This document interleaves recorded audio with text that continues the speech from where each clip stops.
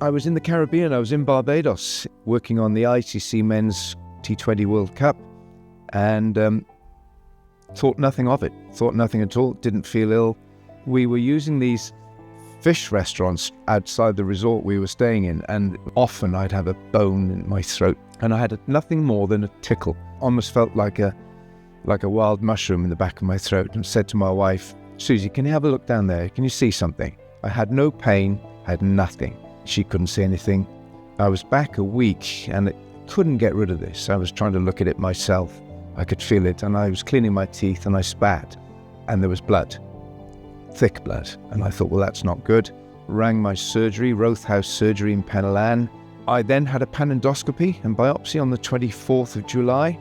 And he said, very bluntly, just said, "You've got cancer." And Susie, I thought she was going to faint. And that was the start of the journey. Utter shock, because, I don't smoke. I've never smoked. I keep myself very fit. I said, well, what cancer is it? I know you'd say throat cancer, but what is it? HPV. I said, what on earth is that? I had never heard of it before. The fact that I'd never heard of HPV virus made me worry, because what I gleaned from everything that was told to me was that it could have been resting in me, it could have been dormant in me for years, decades. They said the tumour was quite long. It was almost 4 centimetres long, sitting in the right tonsil area. I'd had my tonsils out when I was 3. So this little devil was sitting here. He said, well, we'll probably cut you open here. And I said, there has to be another way. I said, because this is important for me.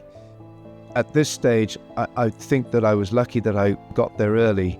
I got to my doctors early. And we said, we think we can treat this with radiotherapy and possibly chemotherapy.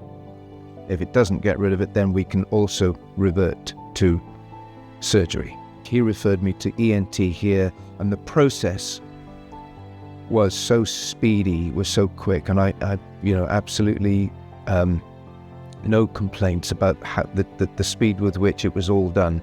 My treatment finished October the 11th. 3 months later, I was back broadcasting. Slightly croaky voice, slightly Lee Marvin voice at times, but I vowed I would get back. So the fact now that this awareness, that we're doing this to make young boys, young males aware that they can have a vaccination to obviate, so that they don't have to go down this awful path. This, for me, is absolutely fantastic news.